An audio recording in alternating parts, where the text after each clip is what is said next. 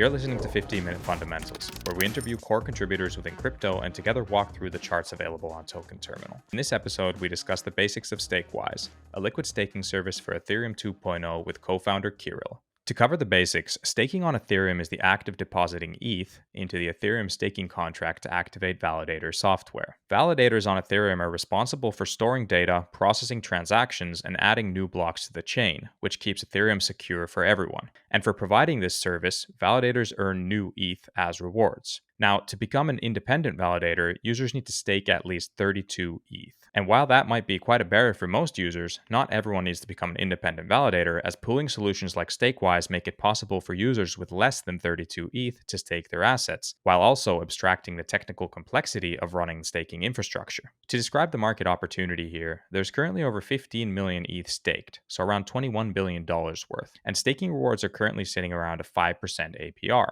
which means just over $1 billion paid out annually in staking rewards. Staking providers, such as StakeWise, typically earn revenue by taking a cut of the total staking rewards earned via their platform. The largest staking providers today are Lido Finance, with over 4 million ETH staked, followed by Coinbase, with over 2 million ETH staked. Today, we'll find out how StakeWise is positioned within this market and what their plans are for the future. Hey Kirill, welcome to 15-Minute Fundamentals. It is great to have you on. Thank you, Oskari, for inviting me over. It's my pleasure to be here. To kick things off, could you just give us the quick 1 to 2 minute intro to what StakeWise is? Absolutely. It's relatively simple. StakeWise is a liquid staking protocol for Ethereum and Gnosis chain. And the core differentiator is our dual token model. What it allows you to do is compound your rewards on the ETH2 side. So you constantly keep earning more and more. And also to make sure that you manage your earnings flexibly, because you have a separate token for rewards that just allows you to cover whatever expenses you want with the earnings from staking, or really do anything else you want with it. We are operational since March 2021. To date, we have accumulated roughly 80,000 Ether in deposits. And we are a team that is distributed around the world, including our DAO members, and are governed under the DAO structure with the StakeWise token as the centerpiece of our coordination. The last thing to mention, we work with node operators like T-Systems, Finoa, Crypto Manufactor, and Verihash. And we also have an institutional product going on together with Blockdaemon to offer institutional customers the opportunity to participate in liquid staking, but in a way that they're the most accustomed to using crypto services, which is fully sort of compliant and custodied. But StakeWise is many different things, and I'm glad to be able to talk through this in today's call. Yeah, very cool. Great overview. And I love that you mentioned the 2-token model right away, because that's going to be a main talking point here, is the differentiation to everything that's going on in the liquid staking space. And kind of related to this, but the main features of your core product right now, which is StakeWise Pool. So you walk us through in a bit more detail how it works, who it's for, and then on how this 2-token model works as a part of it. So the StakeWise Pool product is something that's oriented towards people that want to have access to DeFi with the Ether that they staked. And this may be for whatever purpose. Maybe it's to be able to exit from staking early. Maybe it's to be able to sell off some of the earnings from staking to cover some expenses elsewhere, or direct them towards something else. Perhaps it's because you want to trade and you need collateral, and you could use stake Ether tokens for that. So really, the core proposition of liquid staking and StakeWise is the ability to participate in DeFi with your stake. We also obviously lowered the capital requirements. So usually in order to stake, you need 32 ETH. We reduced this barrier to, as low as you can go on the measuring scale. You can deposit any amount, and then we'll aggregate it into chunks of 32 and deposit that on our behalf. And then we also do our best to diversify your risk by virtue of introducing several node operators into the product, which means that you don't take the risk, like the potential slashing risk or the potential downtime risk of any given node operator. What you do is you kind of diversify it across 5 node operators that I've already mentioned: T-Systems, Finoa, Verihash, Crypto Manufactor, and StakeWise itself. So that is basically the crux. And now the unique way that we approach a liquid staking product is through a dual token model. What does it mean? It means that for deposits, you have one token, and for the rewards that you earn, you have another token. And the key proposition with that is the ability to differentiate between a component that is interest bearing and a component that is not interest bearing. So the deposits in ETH2, they carry some interest. And when you bundle them together with the interest itself in one token, what you get is, first of all, some dormant capital, which are not able to access. So these earnings, you cannot really sell off a portion of your token and say that you've sold some rewards, because you're essentially selling both the deposit and the rewards at the same time. The single token models of various other pools, they always represent the composition of deposits and rewards in the pool. They're always like a share of like a slice of the pie. And we saw an issue with that because, one, again, you cannot manage your earnings flexibly, you cannot compound. And second, this shows up at later stages. When you join pools with single token models, you convert Ether into their token. And you convert Ether that's 100% principal into a token that is a representation of the pool. And it may be, 95% principal, it may be 90% principal, and the rest is rewards, depending on how long the pool has been operating. So what this means is that you're actually underutilizing your capital. You're acquiring a portion of Ether that has been sitting dormant and will be sitting dormant unless it's taken out of the validator and restaked on the validator level. So we wanted to work around this issue. And so we created a dual token model that represents the earnings separately. What happens, I guess, just in practice, is that when you deposit ETH, you receive an SIF2 token, which is the representation of deposits in our system. And as long as you hold it, or if you put it into DeFi, into various protocols, you're collecting RIF2, which is the rewards token. And really, as you hold SIF2, the balance of RIF2 grows. It automatically grows in your wallet as long as you hold it or put it into DeFi protocols. And both tokens are one-to-one with ETH, so it's pretty easy to differentiate between what you put in and what you're earning from it. And you have the ability to convert the reward token into more principal. So in effect, compound, you convert the rewards token into the deposit token, compound your rewards. You have the opportunity to sell off the rewards separately. So convert them into ETH, convert them into a governance token of your liking. Maybe you're bullish on Maker, convert a portion of your earnings into Maker periodically, and potentially boost your yield this way. Or even simpler, just go off and offboard this reward, convert them into USDC, offboard them through an exchange and do something else. So we, I guess, make flexibility the focus as well as the highest yield, because this system produces the highest yield. And this is what, I guess, separates us from the rest. Yeah, that's fascinating. I can believe that from a user's perspective, separating the earnings from principal is pretty valuable. Now, if I've understood correctly, you're currently focusing pretty much all your efforts on the StakeWise Pool product.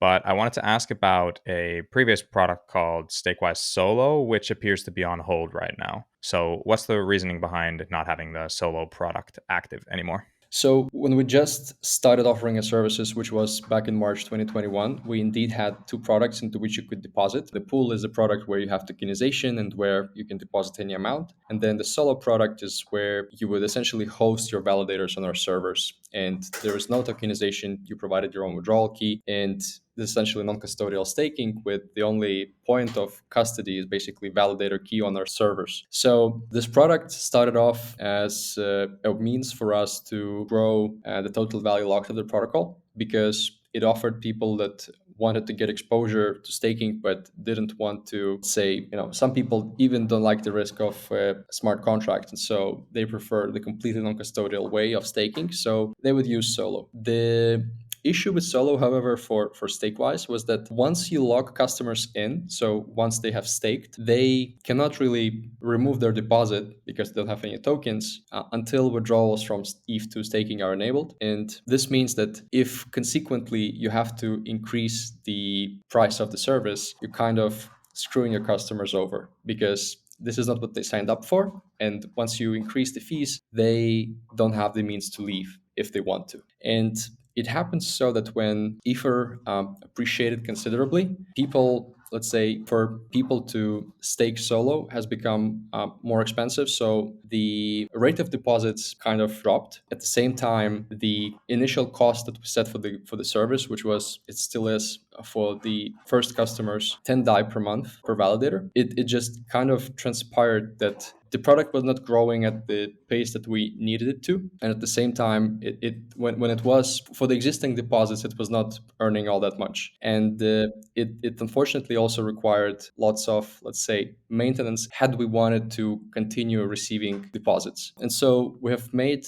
a decision to stop taking in new deposits and just maintain the infrastructure for those that already stake with us. It's from the different perspectives, I guess, just simpler because we don't have to upgrade the solo staking experience to like for new stakers to the level that our users in the pool have become accustomed to. And we also, let's say, don't increase the the infrastructure costs for us of that product when we receive more deposits, but at a low price point. And this is basically the reason. It's mostly just a business decision. Yeah, that makes sense. And it's usually good to focus on one thing and make that the best in the market. But on more business stuff, moving on to your business model, if we look at your total value locked, you have something around the lines of over 65,000 ETH staked through StakeWise. How are you currently making money off of the staking rewards paid there? Yeah, that's a good question. So the pool product indeed has over 65,000 ETH of deposits. The rest of the, let's say, deposits that we have are in Solo. And Solo is a separate topic. With regards to the pool, the business model there is fairly simple. We collect a 10% fee on the staking rewards that are earned by users, whether they come from consensus rewards or MEV or just block proposal rewards. And this 10% is split between the DAO and the node operators that service the protocol. So each operator in our validator set has, let's say, proposed to run the validators for us for half of the commission that we generate from the users. And so it has worked out to be 5% of the total rewards that our users generate that go to the various operators, but also the rest is what goes to the DAO. There is a caveat though, where I think the bigger component of the deposits are being handled by StakeWise Labs. And so StakeWise Labs is basically the company behind StakeWise that does development work. And as this company, we actually don't collect any rewards at this time. So it means that it's, let's say, not perhaps straightforward to calculate our protocol take, because for the external operators, we deduct half the commission that we generate from the users. But for StakeWise Labs, we just put all like the whole 10% into the treasury. And that, I guess, is how the way to calculate it. In terms of the business model, again, fairly simple. Take a cut in the rewards, put it in the treasury, and figure out clever ways to augment the rewards there. Yeah. Okay, cool. And of these funds that currently go to the treasury, how are they being used? So right now, they are being converted from rewards into principal. So we're essentially compounding as a DAO. So a use case of StakeWise has come handy. That is the current use case. So the treasury is being staked. But beyond that, there's always a discussion what we should do with these rewards. People have suggested that we farm in our own pools with those, or we convert them into another asset and then farm with that. But perhaps the most recurring request has been to start distributing this protocol revenue to token holders, which personally I don't see any issue with. But as a DAO, we basically have not found a system that seemingly would work for everyone involved, that would count for different people's interests. Some people want distribution to happen only for those who have locked their token for a long time. Others think that there should be two different types of the governance token SWICE, where one is basically a version that accumulates protocol fees and it's locked, but then the other one is the one that you vote with and it's unlocked, and all different systems. I think you may have heard that we're working on StakeWise Free. This is the next iteration of our product. In conjunction with launching the new version, we'll probably have a deeper think as a community regarding what to do with the treasury and how to work with the tokenomics so that it makes the most sense for us as a DAO. It's not always as straightforward as token holders would hope, that you just turn on a fee switch and start distributing all the fees that you collect. You got some work to do there to find the optimal solution for everyone. Now, for StakeWise, what are the main drivers or challenges right now related to growing? I think fundamentally there is a competition between different staking representation tokens, the way that I prefer to call them. And here what matters is network effect that you get from like after a certain point. Basically, the premise of liquid staking is being able to enter and exit from staking whenever you want by virtue of having a token.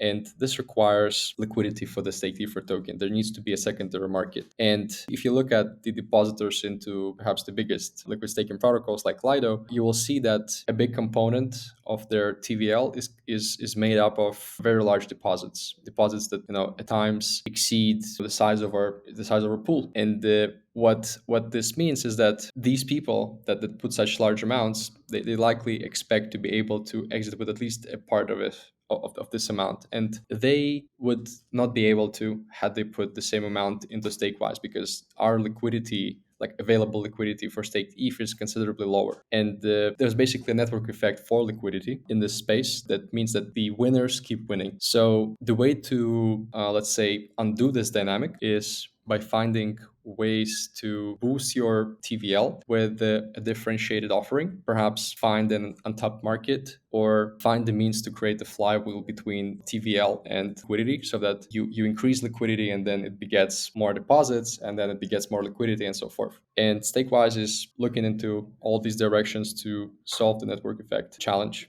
And I think StakeWise Be Free is very much our best effort in this direction. Yeah, that's great. So lots of focus on accelerating that flywheel. And in general, I would love to hear what other main business focus areas you have right now. And you also mentioned your institutional product a bit earlier on. So I'd love to hear about that too. Of course, yeah.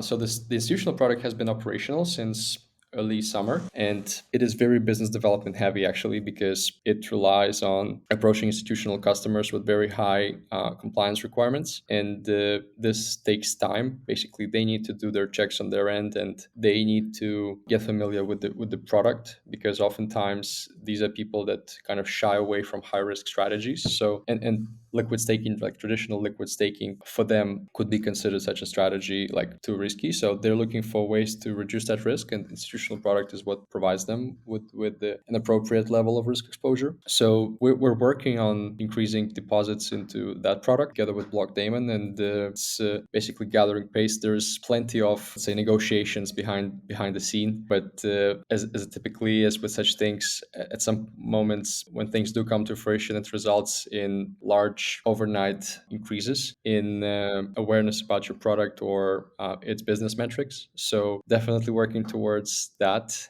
on the Taro side, which is the name of the institutional product. And when it comes to the StakeWise's sort of DAO side, what we have been focusing on very heavily is the new iteration of StakeWise called V3, which is a complete overhaul of the traditional staking model, at least the one that we have become accustomed to using. At its core, there is an idea that anyone should be able to run nodes for others and be a node operator for others, as well as anyone should be able to participate in liquid staking, because there is a huge centralization effect that liquid staking services bring into the market, just by virtue of like relying on large partners that are able to handle a large sort of delegations flow that is difficult to diversify. It takes time, and besides, it does not advance the values of decentralization that Ethereum stands behind as ardently as it probably could. And so what we have been working on is allowing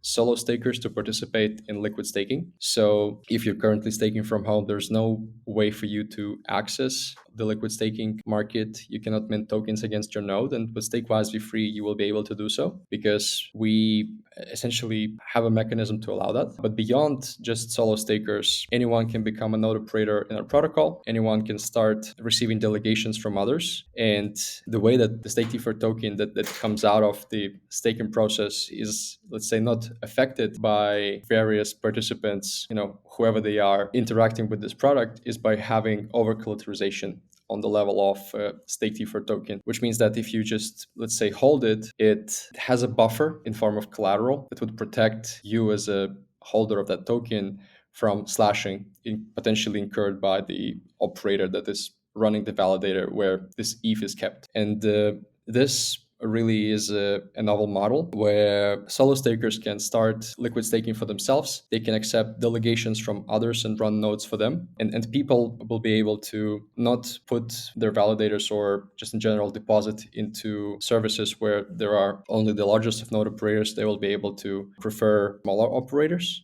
without necessarily trading off any of the security or performance when they do so. And by means of this process, we hope that first of all we'll have a liquid staking token that is backed by loads of node operators that are solo operators and not necessarily commercial companies.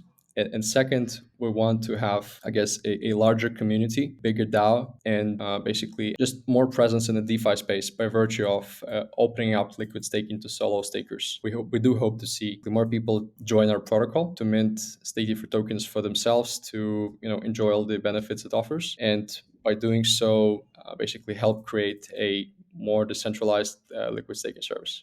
All those plans sounds great. And of your current user base, do you have like data to share what the average deposit sizes are? So as we're speaking about both like your retail users and then onboarding these institutions, where's the balance like right now between these? Yeah, institutional sizes are into hundreds of ETH or thousands of ETH, and I cannot unfortunately disclose that. So this is not captured in the typical like in the TVL dynamic, even though StakeWise DAO has a participation in that product in terms of commercials. When it comes to the general pool product, I think the size of the average deposit is around 7 or 8 ETH, and this is actually one of the lowest among staking protocols. So we, let's say, have comparatively attracted a crowd of people that have smaller deposits and perhaps care about getting the most, like the highest yield for their ETH out there. And that's fantastic. That's cool data to hear because there are quite big differences between staking providers, and it definitely sounds like you are catered for the long tail of stakers coming in. So that's cool. Now, on the topic of Ethereum's core ethos of decentralization, there has been a lot of talk about the centralization risks that come with staking protocols. I would love to hear your general thoughts on this topic and how are you approaching addressing any of Ethereum's centralization risks with what you're doing at StakeWise? Our opinions, or my opinions, are not radical. They're most likely in line with what everyone's thinking, and that is that the, let's say, centralizing effect that liquid staking services have had on the network is just a result of how incentives for different modes of staking shape up, and it's all about the risk and reward, and all about the barriers to entry and things like these.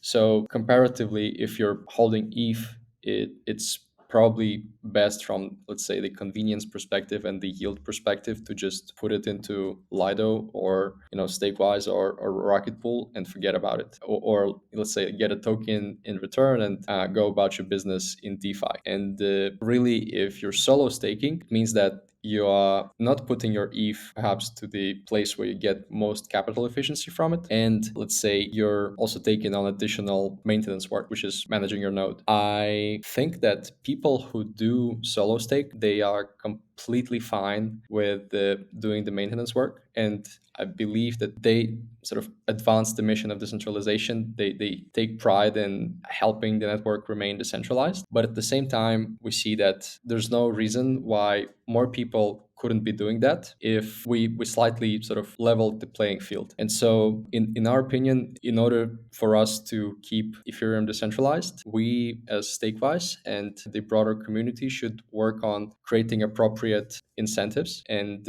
reducing the barriers to entry into staking, into solo staking in particular. So this ranges from reducing the capital requirement to create a validator, either by means of splitting the validator between an operator and the users that deposit into it, like in Rocket Pool, or the ways to run a validator only with users' funds, but use your own ETH as essentially collateral to help those be able to mint tokens against it and basically still get the staking yield that you would expect, which is our system. Or find means to get a group of solo operators who can all chip in, like, I don't know, 6, 7 ETH and get themselves into a distributed validator arrangement, so that they all essentially run one solo validator, but in a distributed manner. Through various things like these, we can reduce the capital requirement. The technical requirement we can reduce with technology like Avado and Dapnode, and I'm sure there will be more to come. And just participation sort of barrier and the incentives. This is what StakeWise Be Free is about. If you have an opportunity to continue staking from home, decentralizing Ethereum, having full control over your node, but also having access to DeFi with your stake, we find that can tip the scale in favor of solo staking for some people and make the lives of existing solo stakers easier. Yeah, of course, this is, let's say, not taking into account things like spec changes and the roadmap that Vitalik has for Ethereum, where we reduce the sort of technical requirements for clients, we reduce the requirements for running validators and so forth. But we're here in a situation already sort of experiencing centralization pressures, and we need to act now. So we want to act. Great answer. And it definitely sounds like you are putting your money where your mouth is in the sense of everything you're working on right now is very much in line with what you just said there. That's cool. And then I just have one final question, which is outside of all the things that we already discussed in this session, what's next for StakeWise? Outside of, let's say, StakeWise Be Free and outside of developing the institutional product further, it is about nurturing our community and nurturing, let's say, people's involvement in the Ethereum's mission, where we really want to, let's say, help in any way that we can by popularizing stuff like DVT from Ogle, for example, or SSV, to make sure that solo staking is not perceived as, let's say, the smaller brother of staking with a commercial operator, but can very effectively compete without having the same trust assumptions. We'd also want to, I guess, see more takes from the community regarding what we could do with StakeWise Be Free in order to make the lives of solo stakers and various communities who care about decentralization better. So this revolves around, let's say, creating appropriate incentives, again, about means to make solo staking experience easier, about coordination between various solo stakers who could get into groups and run validators for other communities or perhaps even for themselves. It's mostly the community that has been driving Ethereum for ever since its existence. And we just don't want this to give way to people joining because of commercial interests. Would really want to see the same ethos of decentralization preserved over time. And when it comes to, for example, censorship on the block level, on the block production level, similarly have as many participants as possible to and other technical solutions to the existing flashbots and PBS to make sure that we don't get regulatory capture on Ethereum too. And again, this requires coordination, discussion, and community involvement. So very much want to push in that direction. Yeah, I cannot wait to see how you guys tackle these challenges and also how the broader space develops. It's extremely interesting times. Thank you so much for this discussion. Super insightful. Great to hear about the basics of StakeWise and what you guys have been working on and what's coming next. So thank you, Kirill. We'll make sure to do this again in a few months. I'd love that. Thank you very much for your questions, Askari, and thanks everyone for tuning in.